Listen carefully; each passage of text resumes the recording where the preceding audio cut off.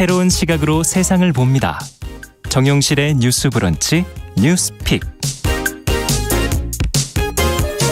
네, 뉴스 브런치 항상 유튜브 또 콩 앱으로 보이는 라디오로 저희가 언제든지 들어오실 수 있습니다. 오늘 콩으로 많이 들어오셨네요. 김태현님, 이술랑님, 김진아님, 조혜숙님, 하재현님 감사드립니다. 유튜브로는 670여 분 지금 들어오셨네요. 감사드립니다. 자, 화요일 목요일은 이 두 분과 함께 뉴스픽 진행합니다. 신보라 국민의힘 전 의원 안녕하십니까? 네, 안녕하세요. 조성실 정치하는 엄마들 전 대표 안녕하십니까? 네, 안녕하십니까? 자, 이제 지방선거가 어느덧 다가오고 있어서 저희도 이제 이 관련 내용들에 관심이 좀 더 쏟아지고 있는데 국민의힘에서 지금 지방선거 공천 규칙을 두고서 지금 진실 공방이라고 해야 될까요? 논란이 있어요. 어떤 감점 규칙 때문인 것인지 뭐 어떤 상황인지 좀 신보라 의원께서 좀 정리해 주세요. 이번 공방의 단초는 지난 21일 열렸던 국민의힘 최고위원회였는데요. 최고위원들이 회의를 열고 지방선거 공천에서 최근 5년 내 무소속 출마 경력이 있는 경우에는 15%, 그다음에 현역 의원이 출마할 경우에는 10%의 감점을 적용을 하기로 결정을 한 건데요. 이 결정이 알려지자 21대 총선에서 무소속으로 출마해가지고 그 국회의원이 된 홍준표 의원이 즉각 반발을 했습니다. 최근 대구시장 출마를 선언했기 때문에 이 규정에 따르게 되면 현역 의원 출마를 하고 무소속 출마 경력이 있기 때문에 25%의 페널티를 받게 되는 것이 이제 불합리하다는 것입니다. 문제는 이 결정을 한 최고위원 중에 한 명인 김재원 최고위원도 대구시장 출마를 선언을 하게 된 건데 결국 그래서 선수가 심판이 되어서 이 규칙을 만드는데 참여한 것 아니냐는 비판까지 함께 일게 된 것입니다. 그러면 도대체 이런 공천 규칙을 누가 주도에 밀어붙였느냐 이런 이제 책임 공방이 벌어졌고 이 과정에서 이준석 대표와 김재원 최고위원 간에도 공방이 벌어지고 있는 상황입니다. 김재원 최고위원은 당대표가 처음에 갖고 온 초안이 13페이지 정도 되고 이 중에 감산점에 관련한 조항들이 몇 가지가 있었는데 뭐 25%도 있고 15%도 있고 이런 게 너무 복잡하니까 그냥 15%로 통일하자고 의견을 낸 것이다 라는 주장을 하고 있고요. 이에 대해서 이준석 대표는 김 최고위원이 최근에 본인이 대구시장에 출마하는 상황에서 여러 오해를 사니까 당대표에게 좀 뒤집어 씌우고 있다고 불편한 심기를 드러냈고요. 자신은 감산 규칙에 반대했다. 그리고 회의에서도 그 초안은 내가 낸 게 아니라 기조국에서 검토를 해온 문서다. 그리고 김 최고위원 본인이 그 회의에서 나는 아직 출마할 가능성이 많지 않아서 이해 당사자로 보지 말라는 언급도 했다. 그러면서 이 논의에 참여했다면서 입장을 밝히기도 했습니다. 자, 그렇다면 지금 뭐 어느 것이 정말 과연 진실인지 그건 뭐 저희가 여기서 밝혀낼 수는 없을 거고 이 논란이 되는 조항에 대해서 조금 들여다보면서 객관적으로 이 문제를 좀 들여다보도록 하죠. 어떻게 바라보고 계시는지 보완이 필요하다고 보시는지 두 분 얘기를 좀 듣고 싶습니다. 조 대표님. 이 공천규칙이라는 것이 지방선거뿐만 아니라 뭐 국회의원 선거 때도 그렇고 늘 문제가 되는 부분이긴 하거든요. 그러니까 이게 사실 선거라는 거는 흐름을 좀 타기 마련이고 국민적 요구에 맞춰서 당내에 필요한 인물들 최적의 인물을 뽑는 것이 좀 공천인데 그 과정에 국민의 개혁의 요구, 눈높이와 또 당내에 있는 사람들의 어떤 요구 간에 그런 정확한 지점이나 가장 당에 도움이 되는 지점을 찾는다는 게 굉장히 어렵습니다. 근데 이번 같은 경우에는 현역 의원 같은 경우에 10% 감점을 하게 하고 이제 무소속 출마 전력이 있는 경우에 15% 감점을 하겠다는 게 결국에는 좀 당을 이제 이탈했다 들어왔다 하면서 좀 당에 대한 기여도나 이런 부분에 대해서 평가를 하겠다는 부분 그리고 좀 현역 의원이 아니라 더 많은 어떤 뭐 예를 들면 전역원일 수는 있겠지만 뭐 당장 우리가 갖고 있는 정치적인 품보다 좀 더 많은 인력이 이제 플레이어로 들어올 수 있도록 하겠다는 문호를 열겠다. 그런 개방성의 원칙을 좀 담보하고 있는 거라고 볼 수 있겠는데요. 그래서 사실 저는 이 지방선거 이 규칙 자체의 문제라기보다 앞서 언급하신 것처럼 이 공정성의 논란이라는 게 가장 핵심인 것 같아요. 그래서 사실은 이게 뭐 이전에 그 곽상도 의원 때문에 전 의원 때문에 생겼던 이제 그 대구 쪽의 보궐선거의 그렇죠. 공석에 대해서도 네. 이제 뭐 무공천을 하겠다고 사실 당의 기조는 있었지만 본인이 탈당을 해서 거기 출마를 하겠다는 김재원 최고의원의 네. 이제 의지에 대해서 이제 뭐 당내에서 뭐 내부에서는 제지를 했다고 하지만 사실은 강제로 막을 방도는 없다는 어떤 언론 보도들이 또 있었거든요. 네. 근데 그랬던 이력이 불과 몇 달 전인데 이번에 최고위원으로 참여를 하면서 다시 또 여기에 본인이 심지어 뭐 이준석 대표의 발언에 의하면 본인이 아직 가능성이 정해져 있지 않고 낮다. 그렇기 때문에 참여하겠다. 이해 당사자가 아니다. 라고까지 해놓고 며칠 안 돼서 출마에 대해서 이제 확정되어 있는 이 상황 자체가 사실 저는 국민을 좀 우롱한 것이라고 생각을 합니다. 그래서 이 부분에 있어서는 이전에 뭐 대구 보궐에서도 그렇고 이번 선거에서도 결국에는 이번 대선에서 이제 윤 당선인이 당선이 됐기 때문에 예. 그 바람과 흐름을 타고서 사실은 대구를 공략하고자 하는 그렇죠. 것도 되게 클 거거든요. 맞습니다. 그렇기 예. 때문에 지금 우리가 아직 인수위 단계인데 이 단계에서부터 대통령의 후광을 가지고 사실 국민 눈높이나 이제 어떤 공정 논란이나 이런 부분에 대해서 위해적인 요소가 될 수 있는 거는 사실 인수위나 당선인 본인이 브레이크를 걸어야 된다고 저는 생각을 하고요. 네. 그래서 이거는 뭐 언론의 진실 공방을 할 것이 아니라 예. 당내에서 사실은 지도가 돼야 되는 그렇죠. 부분이라고 생각합니다. 네. 그래서 이게 뭐 단순히 개인을 겨냥한 게 아니라 어떤 거에서든 원칙을 세운 사람이 본인이 플레이어로 참여하지 않는 거는 뭐 쉽게 설명하자면 상도덕이기도 하고 그냥 예. 상식의 수준이잖아요. 예. 그래서 상식적인 수준에서부터 자본이 이르게 되면 네, 이 부분에 있어서는 향후에 당선자가 나온다고 한들 사실은 또 이게 정치가 바로 바람 앞에 촛불 같은 거라서 언제 또 국민들의 맞습니다. 이제 마음이 또 돌아서고 냉혹한 평가를 할지 모르는 거기 때문에 당에서 이건 중요한 사안으로 다뤄야 한다고 봅니다. 맞습니다. 좀 길게 보고 긴 호흡으로 국민의 마음을 얻을 수 있는 길을 좀 택하는 게 좋지 않을까 하는 생각이 들고요. 신보라 의원께서는 특히 생각이 많으셨을 네. 것 같아요. 당 안에서 보실 때. 특히나 이번 대선에서 민주당과 국민의힘 후보가 네. 매우 적은 격차의 득표율을 보였기 때문에 지방선거에 임하는 두 당의 각오도 남다를 테고요. 그렇죠. 그래서 지방선거에서 어떤 개혁적인 조치들을 보여줘서 국민들의 관심과 주목을 이끌 것이냐. 그게 그렇죠. 좀 중요한 지점이 될 수밖에 없다. 근데 실은 이 무소속 감산점 논란으로 인해서 국민의힘 입장에서는 지금 지방선거를 앞둔 공천 관련한 개혁 조치들이 네. 오히려 묻혀버리는 상황인 것 같아서 저는 그게 더 안타깝게 좀 느껴졌습니다. 우선 논란이 되는 조항에 대해서만 우선 평가를 좀 해보자면 예. 김재원 최고위원이 저는 의도하건 의도하지 않았건 결국 선수가 심판론에 관여했다는 시선은 저는 피하기 어려워졌다. 당사자다. 네. 예. 그리고 저도 지난 지도부에서 최고위원을 지냈지만 예. 여러 의결과 관련했을 때 이해 당사자가 될 경우에는 배척 조항이 있어요. 그래서 잠시 회의에서 이석을 하는 방식으로 예. 그 의결에선 배제를 합니다. 그렇죠. 네. 근데 언론에 보도된 내용을 바탕으로 보면 어쨌든 그 조항 의결 당시에 출마 가능성이 없다면서 의결에 참여했기 때문에 이해충돌 여지가 커진 상황이고요. 네. 그래서 그 안을 누가 제시했냐, 뭐 초안을 누가 만든 거냐, 누굴 결국 저격한 거냐 이런 공방 위에 저는 중요한 것이 결국 최고의 결정에 정당성이 상실해버린 것이 가장 크다. 네. 그래서 저는 당 대표가 결국 최고 의결 기구의 당사자이기 때문에 네. 최고위원과 그런 진실 공방을 벌이는 모습보다는 그렇죠. 이 안에서 이미 정당성 문제가 제기된 네. 만큼 감산점에 대해서는 네. 저는 공관위의 합리적 기준을 마련하도록 재검토를 지시하는 것이 가장 현명한 방법이다라고 네. 생각을 합니다. 예. 그리고 사실상 최고위원회는 전체적인 틀을 제시하지만 예. 결국 그 모든 공천에 관한 사항은 공관위 일임을 하거든요. 네. 그래서 공관위가 다시 세부적인 안을 마련할 수 있도록 그렇게 위임하는 것이 필요하다고 봅니다. 네. 그리고 한편 제가 말씀드렸듯이 지방선거 개혁 조치들 네. 그게 실은 국민적 관심과 주목을 끌어야 되는 게 부분인데. 맞는데 예. 특히 저는 이제 국민의힘 지방선거에서는 여전히 늘 그건 모든 정치권에서도 비슷한 문제라고 생각하는데 뭐 사천 논란, 공천 장사, 공천 헌금 이런 이제 불공정, 불투명 그렇죠. 그런 공천 과정이 늘 문제가 되어 왔거든요. 그래서 국민의힘에서는 처음으로 공직자 역량 강화 평가 시험들이 도입을 해서 네. 적어도 비례의원만큼은 네.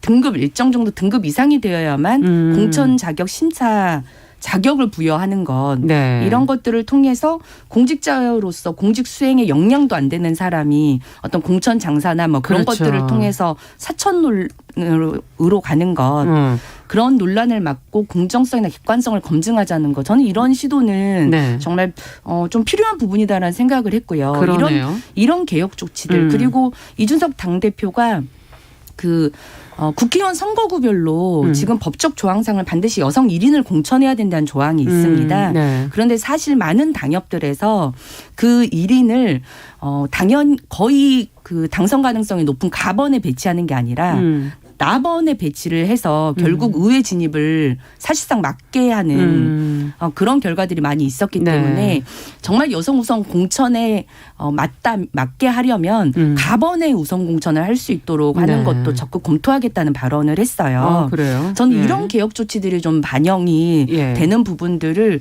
국민들께서 많이 좀 바라봐 주셨으면 좋겠고 그러네요. 발언이 아니라 정말 실천으로 옮겨지는 것까지 보시고 그래야 믿을 수 있는 판단을 거죠. 좀 해보셨으면 네. 좋겠다 이런 말씀을 드리고 싶습니다. 네, 이거 지방자치 선거의 보도에 있어서도 어떤 부분에서는 지금 말씀해 주시는 것처럼 정말 중요한 부분들이 무엇인지를 조금 더 변별해서 좀 해주면 좋겠다는 생각도 들고 지금 두 분 다 얘기해 주시는 건 어쨌든 정당성 부분이 가장 중요하다. 지금 공천관리위원회에서 다시 그 문제를 좀 해결해서 정리를 했으면 좋겠다. 조 대표님께서는 어떻게 보십니까? 다른 게 더 보완돼야 될 부분도 있을 것 같은데요. 네, 저는 이제 좀 추가적으로 덧붙이고 싶은 부분이 있는데요. 그거는 국민의힘뿐만 아니라 네. 뭐 다른 민주당을 비롯한 그렇죠. 모든 당에 사실은 좀 적용이 되는 부분인데 지난 대선 당시에 막판에 이제 민주당이 이제 역전을 하고자 하는 어떤 타이밍에 내세웠던 큰 카드가 이제 개헌 카드하고 정치개혁 그렇죠. 관련된 정치개혁. 카드였습니다. 네. 그 중에 이제 뭐 예를 들면 연동형 비례제 같은 경우에 국민들이 이미 실패한 경험을 가지고 있기 때문에 그것보다 더 앞에 내세웠던 게 대통령 결선 투표제와 그리고 이 지방선거 같은 경우에 중대선거구제로의 이제 그 선거구 획정 관련된 이야기를 했었거든요. 네. 근데 비록 뭐 지난번에 한번 그런 우리가 실패한 이력이 있습니다. 사실 이제 선거구 획정위원회가 중대선거구제 관련된 이제 제안이나 권고가 있었지만 양당 중심으로 사실 그게 반대가 강하게 있었기 때문에 우리가 실패한 바 있고 그러나 그거는 어떻게 보면은 국민적 요구뿐만 아니라 좀 세계적인 추세나 이런 것들을 봤을 때 다양성 정치는 받아들일 수밖에 없는 부분이고 가야 하는 길이거든요. 근데 그러면 결국 지금 지방선거에서 앞서 언급하셨던 특히 비례대표 순위나 이런 부분이 비례대표로 가게 되는 사람들의 포션이 커지는 만큼 굉장히 더 중요한 쟁점이 될 수밖에 없고 그렇죠. 무엇보다 지방선거는 이제 국회의원 선거하고는 다르게 지역 방송국에서나 언론에서 뭐 시민단체에서 관리 감독을 하려고는 하지만 사실은 이제 뭐 인원수도 너무 많기 때문에 주목을 좀 못 받아요. 없어요. 그래서 오히려 거기에서 전행위 같은 게 굉장히 많이 일어납니다. 맞습니다. 그래서 우리가 이제 아예 뭐 예를 들면은 뭐 정치 선진국이라고 일컬어지는 예를 들면 뭐 청소년 단위부터 당 활동을 할 수 있어서 점차적으로 이제 정치인재를 양성해가는 그렇죠. 시스템은 아직은 없기 때문에.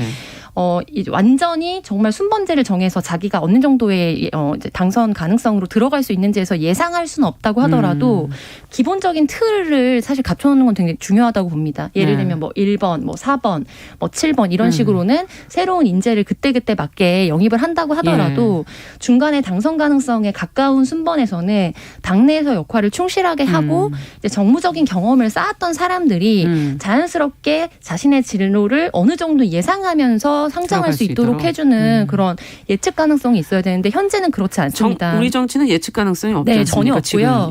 이제 한 10여 년 전에 사실은 이제 신보라 의원님도 이제 청년비례 같은 형식으로 이제 청년비례 형식으로 들어가셨는데 그 전 선거부터 이제 청년이라는 키워드가 이제 정치권을 화두로 이제 들어서면서 청년이라는 영입 하면 사실은 어떤 엘리트적으로 성공한 청년이라든지 이제 아니면 아예 상향식 공천으로 깜짝 영입이라든지 이런 방식으로 이루어져 왔거든요. 좀 그러니까, 안에서 키웠으면 맞습니다. 좋겠어요. 그래서 지역에서 성장하거나 아니면은 뭐 청년위원회 같은 데서 성장을 했던 정치인들은 10년 동안 열정페이를 내고 투잡 형식으로 사실은 이제 명예직 같은 걸로 이런 활동을 하고 본인의 생계는 따로 하면서 30대, 40대가 되면 어떻게 보면 정치 낙오자 형태로 될 수밖에 없는 형태가 우리 현실입니다. 특히 지방선거는 심해요. 그래서 그 부분에 있어서는 예상 가능한 이게 하나의 굉장히 전문직이거든요. 그렇죠. 그래서 상식적이고 많은 사람들과 소통할 수 있으면서도 정책과 정무적인 균형성을 가진 사람들을 성장해낼 수 있는 민주주의의 장으로서 당이 역할을 해야 된다. 그래서 그런 인큐베이터 역할을 해주시기를 좀 당부드립니다. 네, 지방선거 관련된 내용 저희가 조금 더 앞으로도 6월까지 조금 더 지켜보면서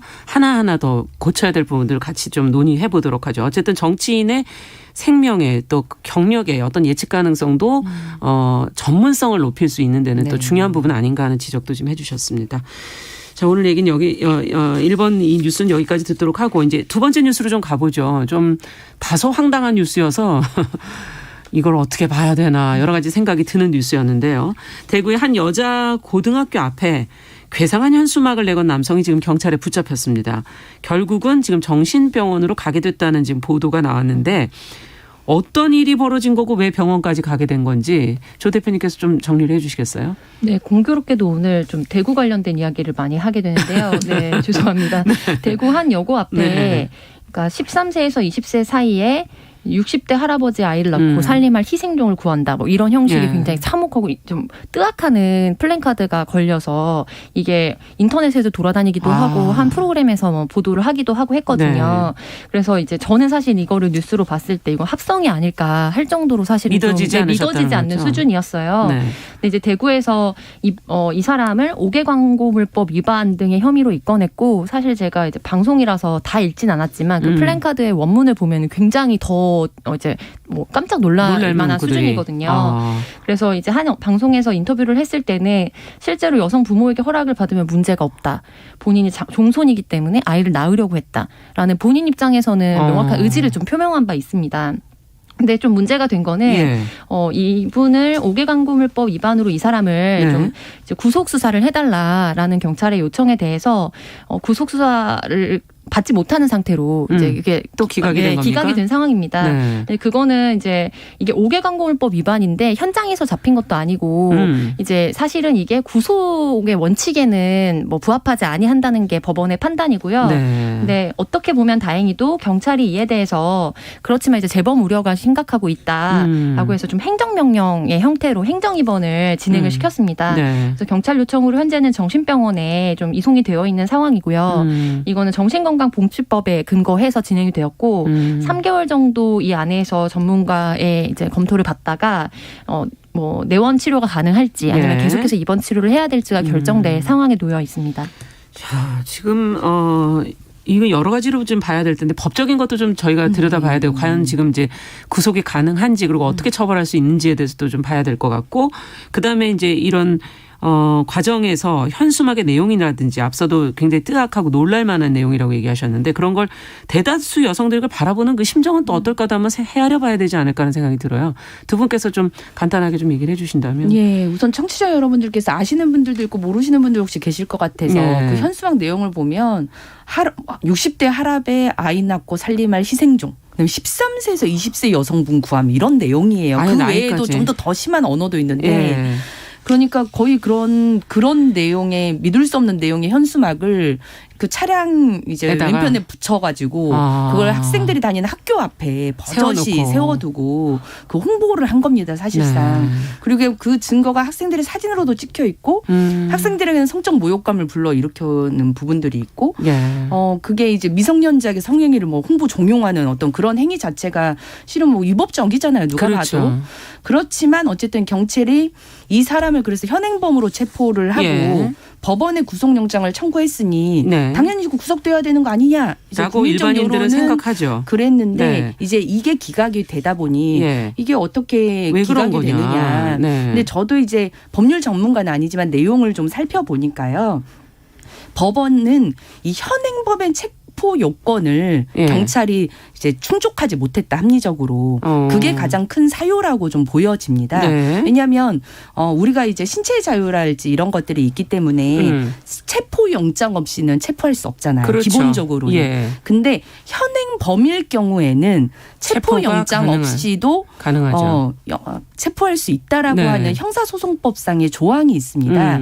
다만 그 체포에 대해서는 명확한 그 필요성과 요건을 규정을 하고 있는데요. 네. 보면 그 일정 요건을 갖추도록 되어 있는데 행위의 명확성, 그다음에 범죄의 현행성. 그러니까 그 범죄가 현재 진행되고 있는 상황이거나 예. 바로 이제 그 범행이 끝나고 나서 잡거나 네. 아니면 도망치려서 잡거나 네. 그다음에 신체에 뭔가 증거가 있기 때문에 무조건 잡아야만 하는 경우 네. 그럴 때는 체포영장 없이도 잡을 수 현행범 체포가 체포할 수 가능한 있다. 것으로 네. 봤지만 예. 이번 사건 같은 경우는 처음에 3월 8일에 사건이 벌어졌을 때는 경찰이 현행범 체포를 하지 않았고요. 그냥 불구속 입건을 했고 네. 그 이후로도 한 3월 중순쯤에 다시 다른 학교에 가서 이 사람이 계속 똑같은 행위를 하다 보니까 그걸 그 현장에서 체포를 했다면 성립할 수 있었을지도 모르는데 네. 30분 뒤에 주거지에서 체포를 했어요. 네. 그래서 이게 합리성이 떨어진다고 법원이 본 거죠. 네. 그래서 저는 물론 이 행위 자체의 위법성이 있기 때문에 만약 적법한 요건을 거쳐서 진행이 됐다면 구속 사유가 발생할 수도 있었겠다라고 생각은 하지만 네. 경찰의 초동적인 조치의 아쉬움 이런 것들이 좀 있다 보니까 구속 사유로는 연결이 되지 못했다라고 보여집니다. 지금 법에서의 한계. 네. 근데 심정적으로는 이제 그걸 바라보시는 네. 분들은 굉장히 다른 학교까지 또 가서 그랬을 네, 때는 맞습니다. 계속 이어질 수 있는 예. 행위가 아닐까 하는 그런 두려움이 일단 있는 거죠. 4222번님께서 저도 봤다고 그러셨어요. 네. 기가 막혔다고 어른으로 부끄럽다 이렇게 네. 지금 올려주셨는데 자 어떻게 해야 될까요?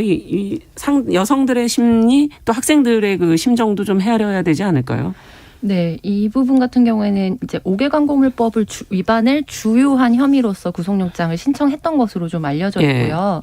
그래서 그 5개 광고물법에 따르면은 청소년의 보호 선도를 방해할 우려가 있는 내용의 광고문들을 이제 표시하거나 설치할 수 없다는 건데 네. 이제 우리가 직관적으로 이해하기에 그러니까 단순히 청소년의 보호 선도를 방해하는 어떤 교육적인거나 이런 뭐 반사회적인 거를 떠나서 정말 어떻게 보면은 간접적인 성폭력 에 뭐 해당할 정도고 준하는 네. 거잖아요. 네. 그리고 우리가 이제 아동 청소년에 관한 이제 성범죄에 관한 특별법을 가지고 있습니다. 그렇죠. 네, 그래서 성보호에 관한 법률에 주로 이제 뭐 명기되어 있는 법률 조항 같은 거는 아동 청소년에 대해서 뭔가 강요를 한다든지, 그렇죠. 성에 대해 알선 영업을 한다든지, 예. 성착취 목적의 대화를 한다든지 이런 것들은 사실 형법과 연결해서 뭐 실질적으로 이 특별법에 의거해서도 좀 처벌을 할 수 있도록 되어 있는데 보통 이 경우에 폭행이나 협박으로 인해서 성을 사거나 성을 사도록 하거나 네. 사는 대상이 되도록 하거나 뭐 이런 거나 아니면 궁박한 상태를 이용해서 좀 하는 것들 그리고 여기에 대해서 뭐 미수라든지 아니면 뭐 공모라든지 이런 거 같은 경우에는 아주 소수의 법을 제외하고는 사실 좀 이거에 대해서 준하지 못하도록 되어 있어요. 네. 근데 뭐 큰 법리적인 상황에서 보자면 사실 형법이라는 것 자체가 개인의 인신의 자유를 구속하는 거잖아요. 그렇죠. 네. 그리고 국가가 어디까지 개인의 자유를 이제 제한하고 그렇죠. 처벌할 수 있는가라는 대원칙이 있기 때문에 이제 법원에서 이번에 어떤 법리적인 적법성이나 이런 것들을 따졌을 때 구속하기는 어려운 사안이다라고 조치를 하고 경찰에서 그렇다면 이거에 대해서 행정입원을 진행한 과정은 좀 어떻게 보면은 현재 상황에서는 좀 할 수 있는 뭐 초동 대처나 이런 부분이 이미 일어난 상황에서는 어쩔 수 없는 부분이었다는 생각이 들긴 하는데요. 네. 우리가 이 대상을 13세에서 20세로 대상을 이제 한정을 했어요. 네. 근데 이제 그걸 보자면 아동에 대해서 이런 거였다면 정말 더 끔찍한 더 거죠. 문제가 될 수도 있다. 그래서 입법적 보완이 좀 필요해 보입니다. 네. 자, 뉴스픽 조성실 정찬 엄마들 전 대표 신보라 국민의힘 전 의원 두 분과 함께했습니다. 말씀 잘 들었습니다. 네, 감사합니다. 감사합니다. 감사합니다. 네, 잠시 후에 돌아오겠습니다.